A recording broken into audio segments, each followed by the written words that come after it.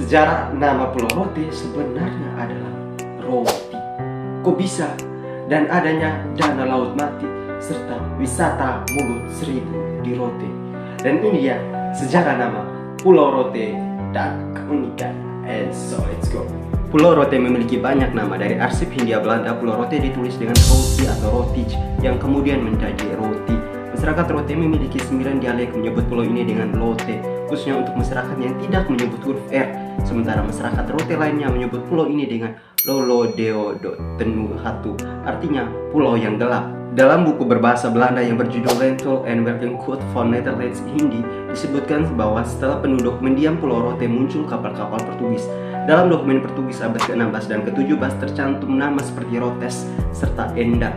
Pada pertengahan abad ke-17, Persatuan Dagang Hindia Belanda dalam dokumen-dokumen menggunakan nama roti dalam 3 ejaan yang berbeda, yaitu roti, rotij, dan roti. Sebutan resmi ini terus digunakan hingga abad ke-20 dan diubah menjadi roti. Namun dalam pengucapan bahasa daerah menimbulkan persoalan antara huruf R dan huruf I. Huruf tersebut kerap digunakan secara bergantian untuk pengucapan rote, yakni rote dan lote. Dokumen resmi pemerintahan yang berasal dari pulau ini menggunakan nama rote, sedangkan dokumen pemerintahan pusat sebagian besar menggunakan roti. Nama ini digunakan dalam peta Indonesia yang umumnya maupun peta-peta dunia saat ini. Namun umumnya orang Rote maupun warga Nusa Tenggara Timur telah menggunakan nama Pulau Rote. Nama tersebut yang lebih populer dan familiar bagi orang Nusa Tenggara Timur. Dan ini dia 5 keunikan dari Pulau Rote. And so, let's go. Danau Laut Mati. Danau Laut Mati berada di Kecamatan Rote Timur, tepatnya di desa Situmora sekitar 90 menit dari ibu kota Kabupaten Rotendao.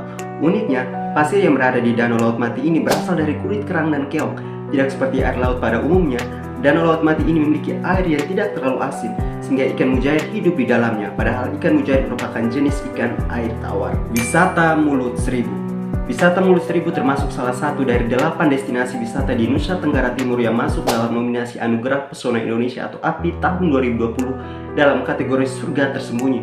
Menurut masyarakat setempat, penamaan Mulut Seribu dikarenakan wilayah ini merupakan sebuah pantai dengan banyak tebing dan karang yang berbentuk gua menyerupai mulut. Alat musik sasando. Alat musik sasando cukup dikenal di Indonesia sendiri maupun mancanegara. Sasando ini dibuat menggunakan daun lontar yang mengelilingi bambu dan berfungsi sebagai penahan resonansi dan bantalan kayu untuk menahan senar. Alat musik ini dimainkan dengan cara dipetik menggunakan kedua tangan untuk memetik dawainya dan menghasilkan alunan suara yang indah. Untuk jumlah dawai atau senar pada sasando ini berbeda-beda, yang berjumlah 28 senar dan juga ada yang berjumlah 58 senar. Topi Tielanga. Jika melihat kekhasan topi ini, orang yang pernah berkunjung ke Pulau Rote dapat mudah menebak topi ini disebut dengan topi Tielanga. Topi khas dari Pulau Rote ini terbuat dari daun lontar yang masih muda. Ini merupakan topi bertepi lebar yang memiliki cula atau jambul yang sering disebut dengan antena karena memiliki tinggi sekitar 40-60 cm.